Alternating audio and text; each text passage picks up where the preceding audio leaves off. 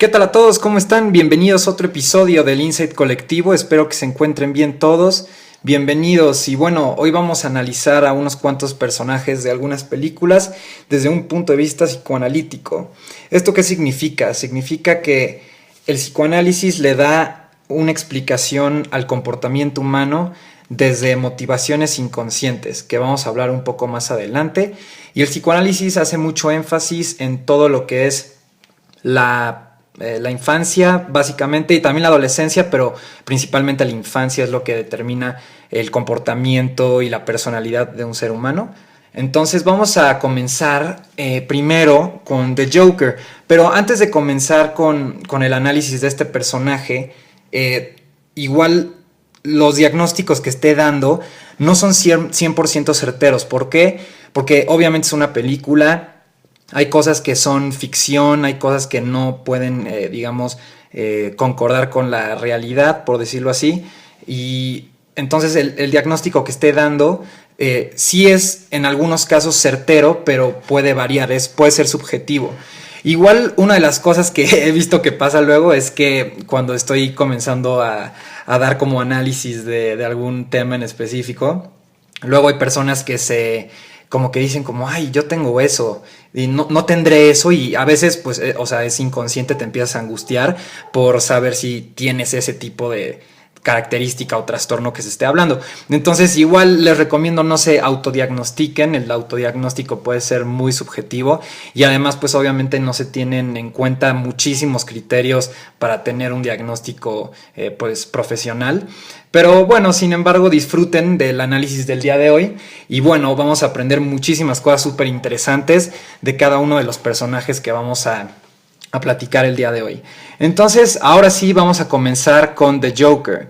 Y específicamente podría hablar sobre todos los que han protagonizado este personaje, pero quiero indagar sobre esta última película justamente de Joaquín Phoenix porque tiene, creo, una historia bastante buena, bastante sólida, en donde le podemos sacar mucha información a ciertos aspectos psicológicos. Y se me hizo una película muy interesante.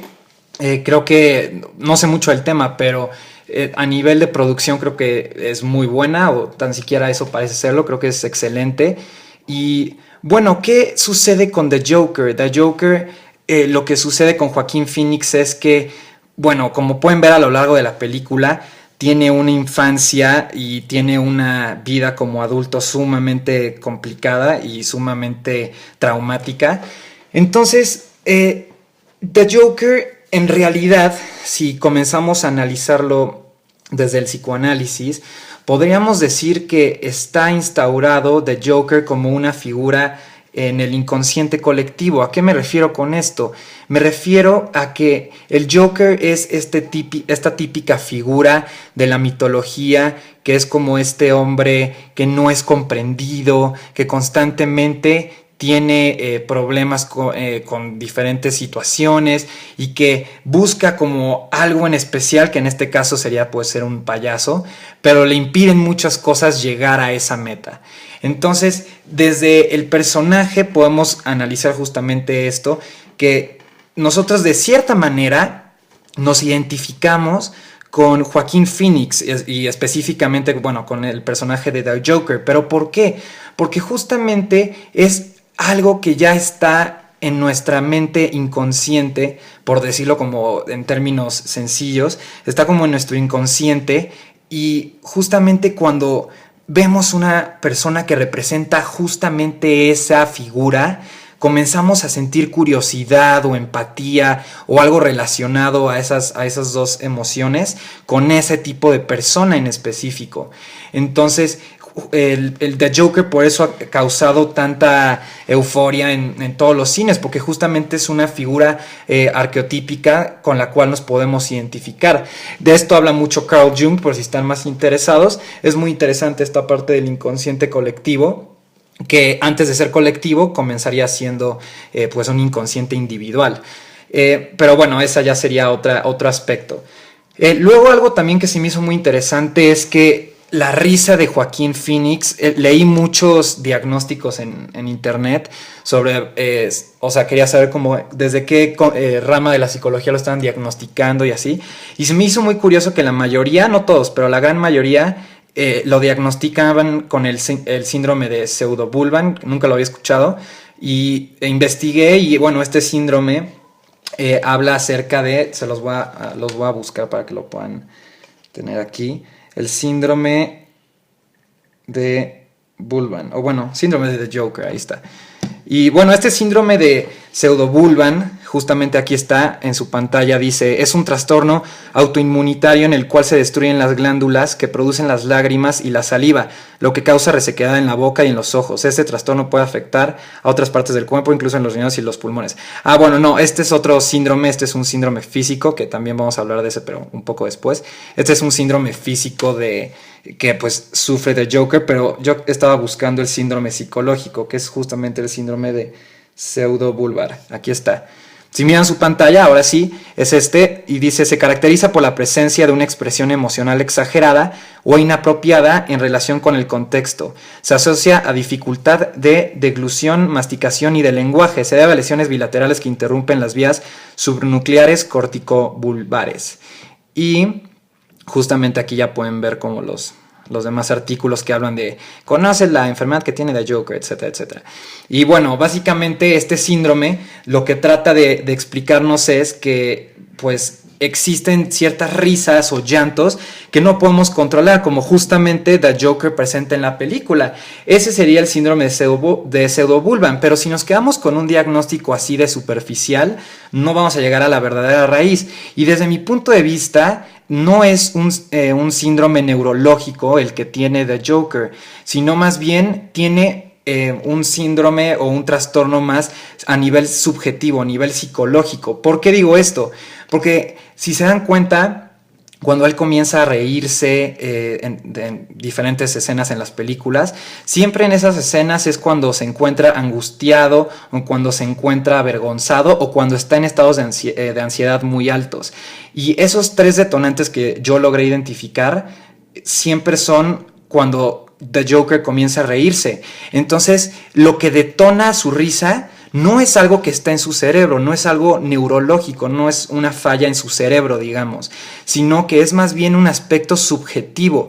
Y no porque sea subjetivo significa que no exista, sino que no lo podemos medir, es un aspecto emocional. Y este aspecto emocional, cuando se detonan los nervios, la ansiedad o la vergüenza en las escenas, The Joker justamente comienza a reírse. Y hay un motivo, pero lo vamos a hablar ahorita un poco más adelante. Entonces, la ansiedad de The Joker tiene patrones específicos, mientras que si él en realidad tuviera el trastorno de Pseudobulban, en realidad sus risas serían incongruentes, o sea, se estaría riendo en escenas que quizás no tiene por qué reírse, o sea, pero no en las que él estaba como angustiado o en ansiedad. A lo mejor salía en la calle caminando y comenzaba a reírse, o un tipo de cosas así. O sea, son incongruentes, no sé si me explico. En este caso, tienen un patrón específico. Y bueno, lo que sí es justamente neurológico en The Joker son sus expresiones faciales. Eso sí es neurológico, ese es el síndrome que justamente estábamos viendo. Ese síndrome justamente hace que The Joker tenga como estas expresiones como raras y que no se parecen extrañas. Y bueno, justamente ese sí es debido a una deformidad en alguna parte del sistema nervioso, y justamente esa parte sí podría ser neurológica. Entonces comenzamos a ver cómo The Joker tiene problemas ya desde biológicos, tiene problemas psicológicos, y bueno, el ambiente social no ayuda en lo absoluto. Entonces The Joker no tiene un destino muy, muy agradable, que digamos. Y bueno, ¿qué sucede después? Algo que me llamó mucho la atención fue cuando The Joker, no sé si recuerdan, está con su psicóloga o psiquiatra o lo que sea, y está hablando sobre cómo menciona él que soy yo o el mundo está más loco cada vez más. Y justamente me llamó mucho la atención cuando él le dice esto a su psicóloga, porque yo comencé a pensar como si, o sea, creo que esto que dice The Joker, soy yo o el mundo está cada vez más loco, es una proyección de él mismo. O sea, creo que The Joker inconscientemente estaba proyectando hacia su psicóloga estos impulsos destructivos, y la psicóloga, lo que noté es que en realidad no los analiza, lo único que hace es comentarle algo así como, sí, bueno, siguiente pregunta o algo así. Estaba tratando de buscar más como síntomas específicos para algo, y en lugar de seguir con estas palabras que dice The Joker, la psicóloga no continúa con esto. Y creo que cuando The Joker menciona que el mundo cada vez está más loco, en realidad está hablando de su mundo interno. El mundo interno es un término psicoanalítico que introdujo una psicoanalista que se llama Melanie Klein, y el mundo interno son como... es algo complicado de explicar, pero imagínense que es como ciertas imágenes que ustedes tienen de ciertas personas. Desde la infancia, esas imágenes son las que, digamos, los van a marcar en diferentes percepciones que tienen de la vida, y se quedan toda la vida en su mundo interno, justamente, está en su inconsciente, justamente. Y cuando Klein destaca esta parte, pues, bueno, comienzan a haber muchos avances psicoanalíticos, y uno de ellos es justamente esta proyección. Yo creo que esto es una proyección de The Joker, como diciendo inconscientemente, estoy a punto de volverme loco, estoy a punto de estallar, estoy a punto de perder la cordura, y justamente la psicóloga decide rechazarlo. Quizás si hubieran abordado ese tema de por qué crees que el mundo se está volviendo cada vez más loco, quizás hubieran podido analizar algún tipo de comportamiento que The Joker tenía en mente, pero no se hizo. Entonces creo que también por parte digamos, de la parte psicológica de la película, pues no ayuda nada tampoco. Y es algo muy curioso, porque también después, cuando va con la psicóloga otra vez, que la psicóloga le dice, no recuerdo ahorita cómo le decía, creo que lo tenía por aquí anotado, que la psicóloga le dice como, creo que no te puedo ayudar, o algo así. Algo le da a entender diciéndole como, bueno, no te puedo ayudar, y se levanta The Joker y lo mata. Y la mata, perdón.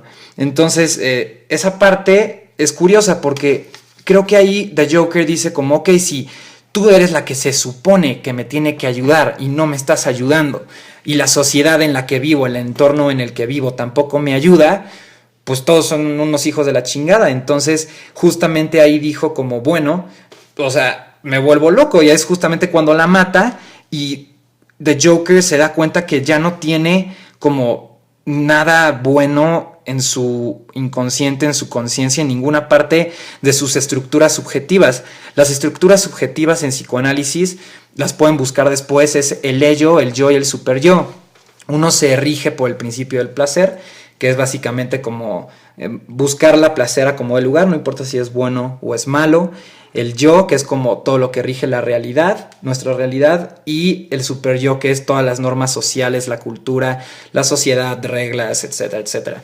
Entonces creo que aquí The Joker llega a un punto en el cual ya no puede distinguir ninguno de estos, y justamente cae en la locura, en algo que se llama psicosis. Psicosis es cuando se pierde el contacto con la realidad y se tienen alucinaciones, como The Joker justamente tuvo, se tienen delirios, o ambos, alucinaciones y delirios, y justamente The Joker presenta todo eso. Si se dan cuenta, hay muchas escenas en lo largo de toda la película de The Joker, que muchas escenas son, ¿cómo se llama? Son alucinaciones, y son delirios también, en cierta manera. También hay una parte donde el reloj, los relojes creo que están a la misma hora siempre, y justamente cuando entran esas escenas es que él está alucinando.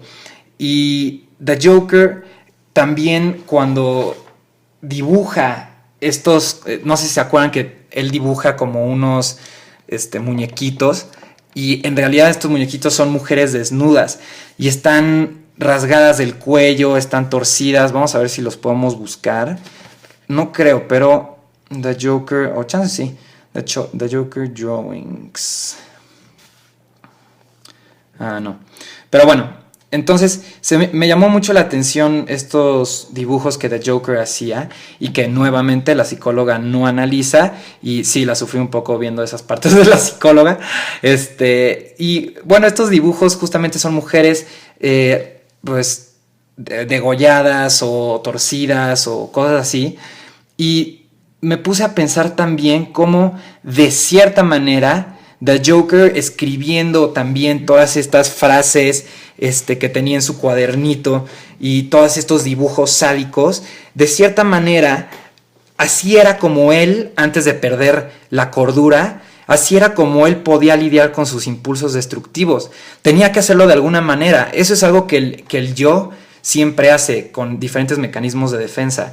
Es tratar de mantener la cordura, la realidad, haciendo algún tipo de acción, haciendo algún tipo de lo que sea, haciendo algo que llene como esa parte justamente. Entonces, ¿qué sucede después? Algo muy interesante es cómo cuando dibuja todas estas cosas, la psicóloga se percata que hay algo mal, pero decide como no abordarlo, y se me hizo curioso. Y hay ciertas indicadores que te dicen como qué es lo que esta persona está tratando de hacer. Los mensajes de suicidio que se encuentran en su libreta son interesantes. Las amenazas también que escribe son muy interesantes. Y obviamente esta pornografía sádica que él tiene expresan justamente esta proyección de su inconsciente, esta violencia que está reprimida en su inconsciente, pero que de alguna manera busca salir. Y lo que pasa al final, que es una escena donde la película me parece que te atrapa, es cuando justamente lee estos folios psiquiátricos sobre su mamá y sobre él, etcétera, etcétera. Y cuando lee estos archivos, justamente se da cuenta que su madre en realidad no era como esta persona buena que él creía. Termina matándola en el hospital. Y bueno, si no vieron ya la película, ya se las spoileé. Pero bueno, termina matándola en el hospital. Y a partir de ahí es cuando se vuelve loco. ¿Y por qué se vuelve loco si lo vemos desde el psicoanálisis? Porque justamente el objeto bueno, el último objeto bueno que quedaba internamente en Joaquín Phoenix, la única persona buena que quedaba en su conciencia e inconsciencia era su madre. Y cuando se entera de todo lo que le hizo, justamente este objeto bueno se destruye. Cuando los objetos buenos se destruyen en términos psicoanalíticos, justamente la persona cae en la locura. La persona ya no va a poder estar en contacto con la realidad. Todo se vuelve real, literalmente. Ustedes fíjense cómo Joaquín Phoenix nunca puede entender ninguna analogía o ningún chiste o nada. Todo se lo toma literal, en un sentido literal. Cuando vuelvan a ver la película, fíjense, nunca entiende las cosas que le dicen. Todo es en sentido literal. Entonces, esa parte es cuando te dice y te indica que justamente The Joker puede caer en un episodio psicótico. Hay muchas huellas que a lo largo de la película The Joker te deja, y eso es algo que me encantó de la película, que fue sumamente detallada con toda su vida. Quizás lo que estoy mencionando yo no es el propósito que ellos le dieron, pero de igual manera quizás ellos tengan como otra razón diferente. Me parece que es muy enriquecedora como todo el contenido que te ofrece esa película. Pero bueno, ese es el análisis de The Joker. Vamos a pasar a Norman Bates, después a Patrick Bateman y a Hannibal Lecter. Voy a hacer otro episodio de The Joker, pero en esta ocasión lo hice un poco más corto porque solo he visto la película una vez. Y como dije, creo que hay mucho material que podamos sacar de ahí. Entonces voy a ofrecer como un episodio especial de todo The Joker para analizarlo más a fondo. Pero bueno, creo que analizamos cosas muy, muy interesantes sobre la película, que sin duda nos dejan como una reflexión diferente a como vimos la película en primer lugar. Y bueno, ahora sí vamos a continuar con los siguientes. Y bueno, ¿quién sigue después? El que sigue después es un chico que se llama Norman Bates. Quizás han visto la serie que se llama Bates Motel o la película que se llama Psycho.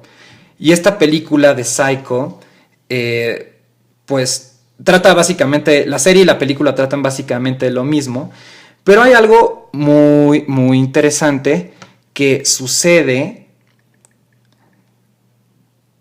en la casa de los Bates.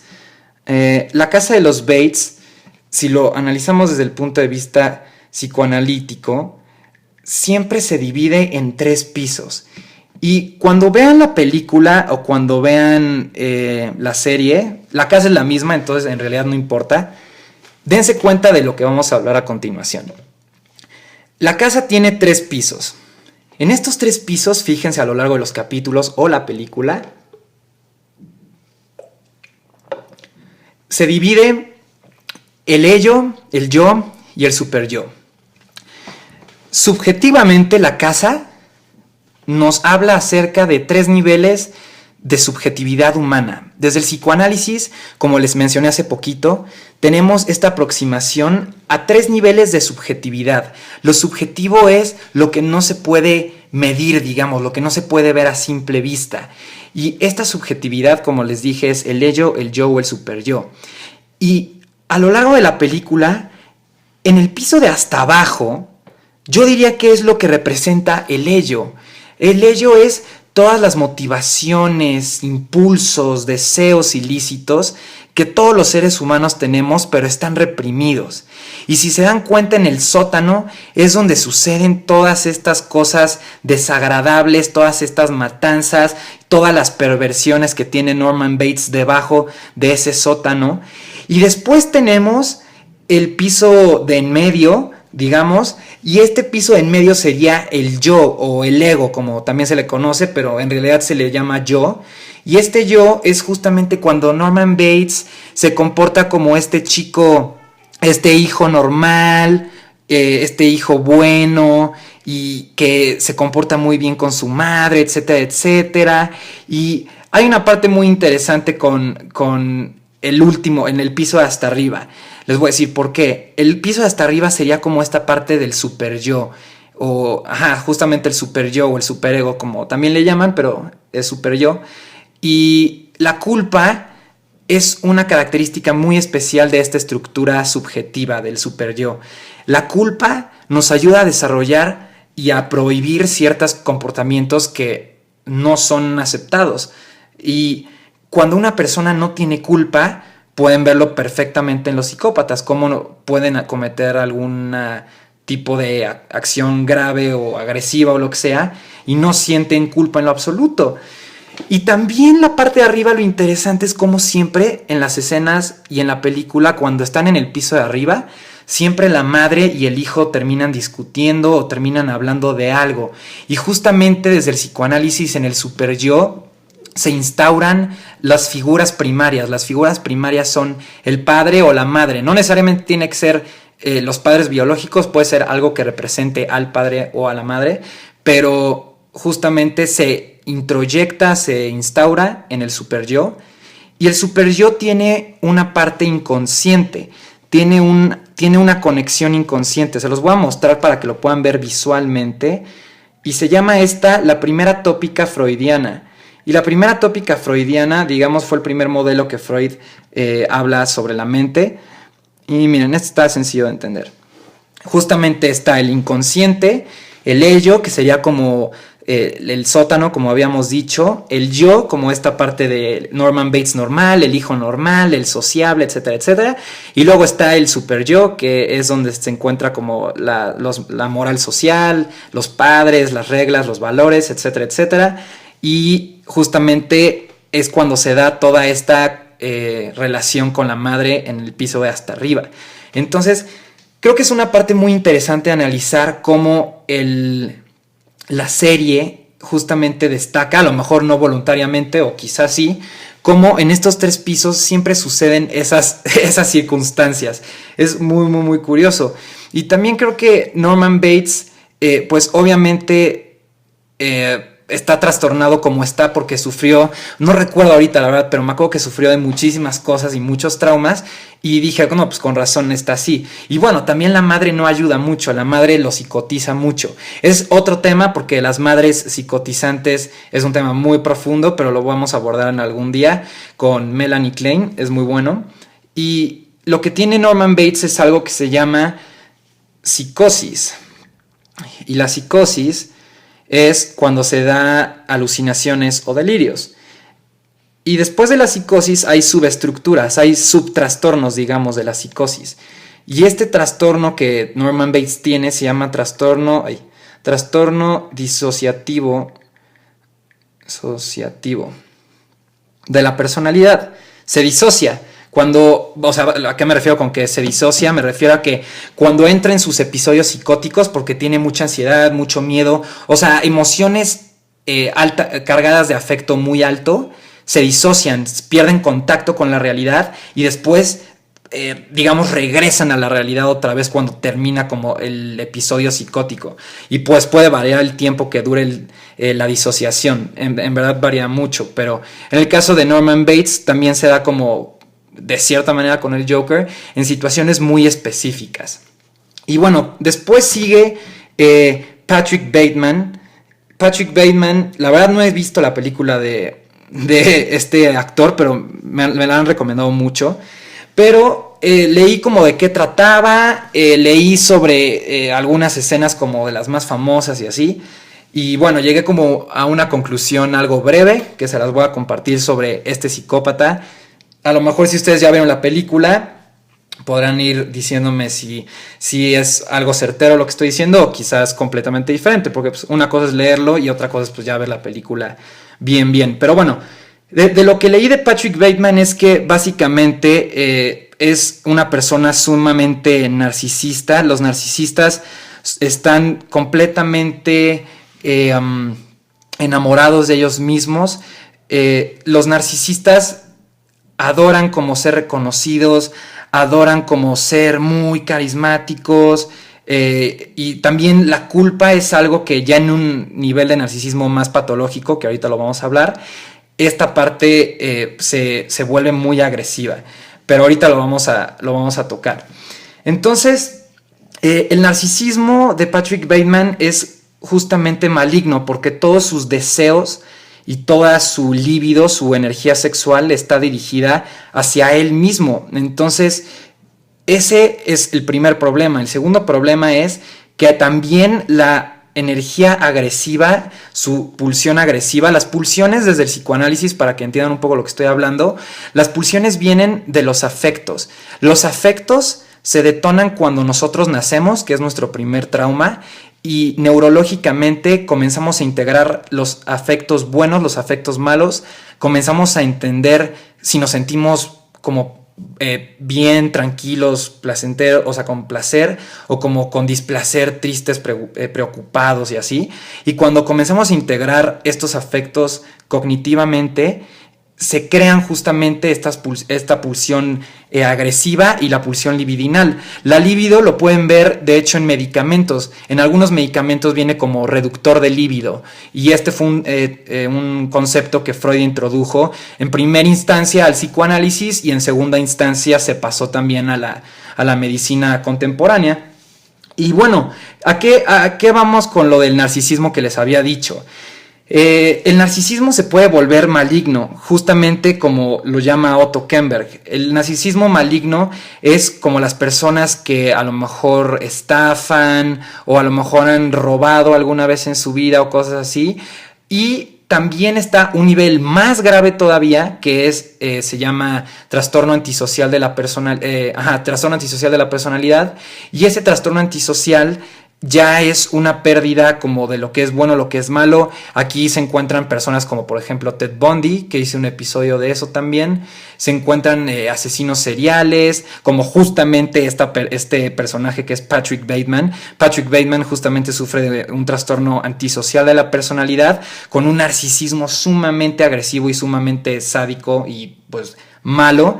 Y este narcisismo maligno justamente creo que juega un papel fundamental por lo que he leído, es muy eufórico cuando él asesina, cuando él mata. Euforia es un término psicológico donde se dan como estados altos como de excitación por alguna cosa. Y bueno, la euforia es lo que guía a Patrick Bateman y justamente obtiene, digamos que podemos decir que es víctima de sus propios placeres. Siempre es víctima de sus mismos placeres porque son tan agresivos para las otras personas y para él mismo, pero eso es justamente lo que a él le da mucho más euforia al cometerlo. Vive en una constante manía, digamos, Patrick Bateman.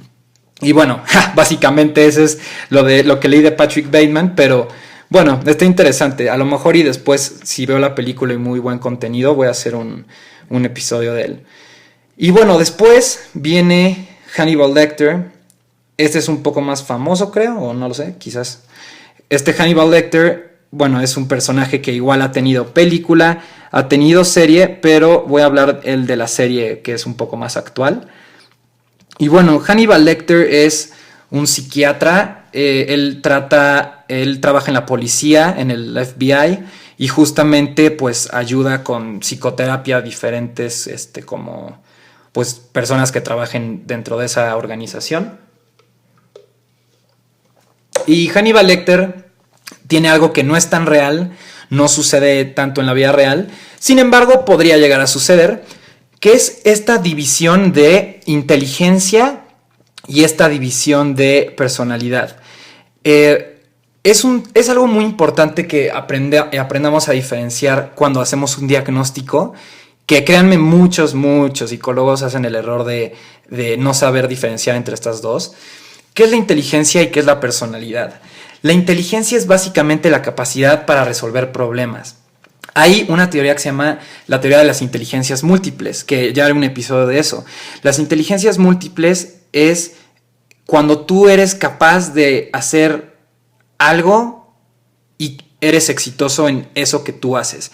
Todos tenemos una inteligencia en específico, a lo mejor unos son más reflexivos, unos son más lógico-matemáticos, a lo mejor unos son más artísticos, etcétera, etcétera. Y la personalidad, por otro lado, es las características de nuestro comportamiento que destacan dentro de nosotros. O sea, por ejemplo, la personalidad podría ser una persona, justamente como estamos hablando, ¿no? Una persona narcisista, eso podría ser la personalidad, ¿no? Pueden haber personas narcisistas muy inteligentes o pueden haber personas narcisistas con alguna deficiencia en su inteligencia o viceversa. Puede haber alguien muy inteligente con algún trastorno de la personalidad y, o sea, son diferentes. Y hay muchos psicólogos que no logran ver esta distinción. Generalmente no se sabe diagnosticar mucho, por ejemplo, el trastorno borderline y el déficit de atención. Como hay similitudes, pues tienden a equivocarse, pero si lo ves desde la perspectiva de inteligencia y personalidad, te va a ayudar mucho.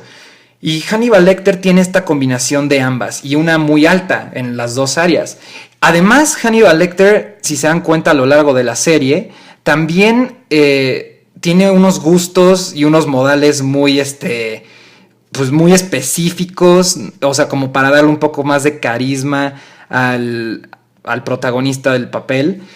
Y tiene estos gustos sumamente subjetivos también. Y bueno, sin mencionar que es un caníbal, ¿no? O sea, sin mencionar esa parte, tiene gustos muy peculiares y muy específicos que psicoanalíticamente pues tendrías que buscar la pregunta de por qué tiene estos gustos tan específicos. Y algo que a mí me parece importante también señalar es que ¿por qué nos identificamos los seres humanos con estos personajes de los que hemos hablado, The Joker, Hannibal Lecter, Norman Bates, Patrick Bateman? ¿Por qué nos identificamos de alguna manera? Justamente acabo de decir la palabra. Nos identificamos con estos asesinos porque hay una parte de nosotros que está instaurada en nuestro inconsciente. Por ejemplo, Carl Gustav Jung la llamaba la sombra, donde justamente Jung decía que todos los seres humanos tenemos una parte sumamente agresiva dentro de nosotros, pero hay muchas personas que no la reconocen. Y, por ejemplo, esto pasa mucho con las personas neuróticas, que no quieren ver esa como parte oscura de ellos. Y Jung dice, y bueno, también ya otros psicoanalistas posterior a Jung, dicen que es necesario integrar cierta agresión en los seres humanos. Y de hecho la primera persona en mencionar eso, aunque de una manera distinta, fue Freud. Freud leía mucho los trabajos de Charles Darwin sobre la evolución, la evolución de las especies y cómo el ser humano necesita cierta agresión para poder prosperar como especie. Y justamente esta integración de lo bueno y lo malo es lo que se busca. El problema es cuando alimentas esa parte agresiva tuya, cuando tú comienzas a enfocarte en esa parte oscura tuya y en esa parte agresiva tuya, como se hace justamente en los casos de los psicópatas. Ahí es cuando las cosas pues se van al diablo y justamente te acaba consumiendo tu narcisismo. En la mitología, Narciso, que de ahí viene el nombre del trastorno narcisista, Narciso justamente se ahoga en su propio reflejo, se ahoga en sus mismos placeres, que en este caso el placer era él, pero hay psicópatas que tienen otros placeres, como por ejemplo matar justamente. Entonces Hannibal Lecter termina siendo víctima de sus pulsiones y de su inconsciente, básicamente. Y una parte de nosotros justamente se identifica con eso. Y por eso nos llama mucho la atención. Y pues bueno, además por el toque, digamos, pintoresco que le dan las series, como estas cosas de sus gustos peculiares de Hannibal, de música y otras cositas. También eso influye un poco en nuestra percepción sobre los personajes. Y bueno, desde el punto de vista psiquiátrico lo podríamos diagnosticar con psicopatía, y hay dos tipos, la primaria y la secundaria, y desde el psicoanalítico lo podríamos diagnosticar con un trastorno antisocial de la personalidad también. Y bueno, eso sería todo por el día de hoy. Voy a empezar a hacer otros episodios sobre los asesinos seriales, sobre lo que ellos tienen, sobre sus condiciones de vida, etcétera, etcétera. A lo mejor déjenme en los comments como qué quisieran, sobre qué psicópata quisieran que hablemos, o sobre qué personaje de películas quieren que hablemos, o algo así. Y lo voy a buscar a ver qué podemos sacar de esa película o ese psicópata. Pero bueno, muchísimas gracias a todos por escucharme y nos vemos, no sé cuándo nos veamos, pero bueno, nos vemos pronto y hasta la siguiente. Espero que les haya gustado mucho. Déjenme en los comentarios qué piensan y hasta la próxima. Bye bye.